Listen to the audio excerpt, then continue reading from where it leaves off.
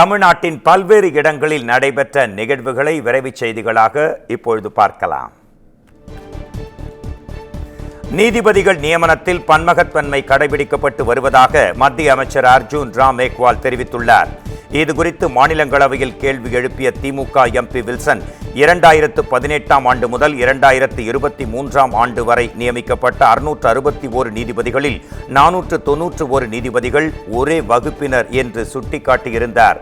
மேலும் ஓபிசி மற்றும் சிறுபான்மையினர் பிரிவைச் சேர்ந்த இருவரை சென்னை உயர்நீதிமன்ற நீதிபதிகளாக நியமிக்க 2023ஆம் ஆண்டு கொலிஜியம் பரிந்துரைத்தும் எந்த நடவடிக்கையும் எடுக்கப்படவில்லை என்றும் குற்றம் சாட்டியிருந்தார்.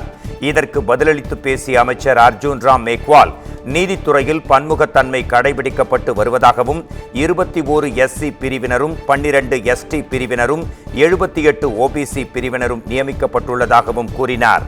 மேலும் நீதிபதிகள் நியமனத்தில் அனைத்து வகுப்பினருக்கும் இடஒதுக்கீடு விரைவில் வழங்கப்படும் என்றும் அவர் உறுதிபட தெரிவித்தார்.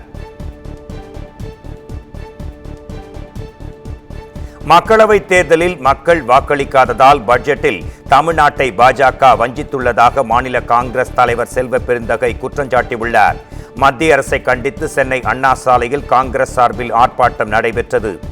அதனைத் தொடர்ந்து செய்தியாளர்களிடம் பேசிய செல்வ பெருந்தகை, பட்ஜெட்டில் சென்னையின் 2ஆம் கட்ட மெட்ரோ பணிகளுக்கு மத்திய அரசு நிதி ஒதுக்கவில்லை என்று குற்றம் சாட்டினார். பிரதமர் நரேந்திர மோடி எப்படி ஆட்சி நடத்த வேண்டும் என்பதை தமிழ்நாடு முதலமைச்சர் மு.க. ஸ்டாலினிடம் இருந்து கற்றுக்கொள்ள வேண்டும் என்றும் குறிப்பிட்டார். கார்த்தி சிதம்பரம், EVKS இளங்கோவன் விவகாரம் குறித்து செய்தியாளர்கள் கேள்வி எழுப்பிய போது, காங்கிரஸ் பேரியக்கம் அது ஒரு சமுத்திரம் போன்றது, அதில் சின்ன சின்ன அலைகள் எல்லாம் இருக்கும், காங்கிரசுக்குள் எந்த பிரச்சனையும் இல்லை என்றும் செல்வ பெருந்தகை பதில் வழங்கினார். நாம் தமிழர் கட்சியின் ஒருங்கிணைப்பாளர் சீமானை சந்தித்த அண்ணாமலை கட்டித் தழுவிய காட்சிகள் சமூக வலைதளங்களில் வைரலாக பரவி வருகிறது. கோவையில் நடைபெற்ற நிகழ்ச்சி ஒன்றில் நாம் தமிழர் கட்சி ஒருங்கிணைப்பாளர் சீமானும் பாஜக தலைவர் அண்ணாமலை உள்ளிட்ட பல்வேறு அரசியல் கட்சி பிரமுகர்களும் கலந்து கொண்டனர். இந்த நிகழ்ச்சியில் அண்ணாமலையும் சீமானும் நேருக்கு நேர் சந்தித்த நிலையில் ஒருவரை ஒருவர் ஆறத் தழுவி வாழ்த்துக்களை தெரிவித்துக் கொண்டனர். அரசியலில் எதிரெதிர் துருவங்களில் செயல்பட்டு வந்த இந்த இருவரும் கட்டித் தழுவிய காட்சிகள் சமூக வலைதளங்களில் வைரலாக பரவி வருகிறது.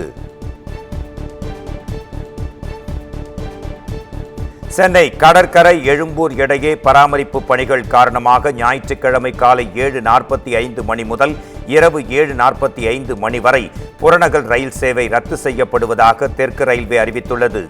தாம்பரம் ரயில்வே யார்ட் பணிகளுக்காக காலை 10 மணி முதல் பகல் 1 மணி மற்றும் இரவு 10:30 மணிக்கும் மேலான ரயில்கள் ரத்து என முன்பே தெற்கு ரயில்வே அறிவித்திருந்தது.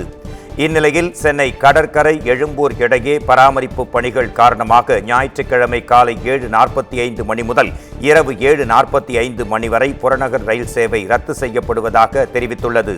அதற்கு பதிலாக எழும்பூரில் இருந்து தாம்பரம், செங்கல்பட்டு மார்க்கத்தில் சிறப்பு ரயில்கள் இயக்கப்படும் என்றும், அந்த நேரங்களில் மட்டும் பல்லாவரம், எழும்பூர், கூடுவாஞ்சேரி, செங்கல்பட்டு இடையே சிறப்பு ரயில்கள் இயக்கப்படும் என்றும் அறிவிக்கப்பட்டிருக்கிறது.